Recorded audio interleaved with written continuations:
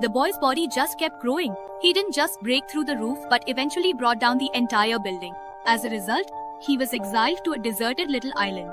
At 7 o'clock in the morning, he finished his breakfast as usual and headed out with his briefcase. Today was the day his idol was going to space. Bob was short in stature, so he couldn't see his idol. He struggled to make his way to the front row. But by then, it was too late.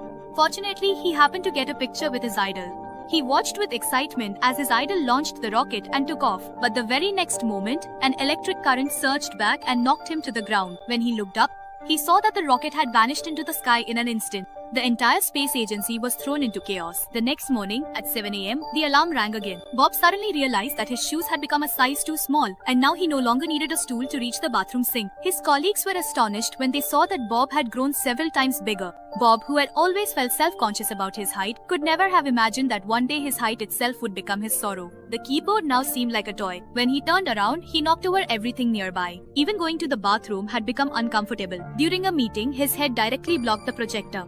Facing Sam's disappearance, they set up an electricity simulator to recreate the moment when Sam vanished.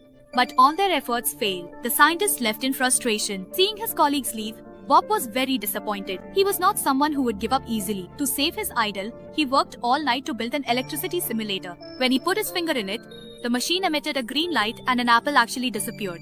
The next day, he tried to show everyone, but at that very moment his body grew even larger and his finger couldn't fit into the machine. Everyone left, disappointed. Bob couldn't even try again before his body started growing rapidly once more, and he kept breaking through the floor. Out of sheer desperation, Bob valiantly tried to contain himself, to hold back his overwhelming emotions.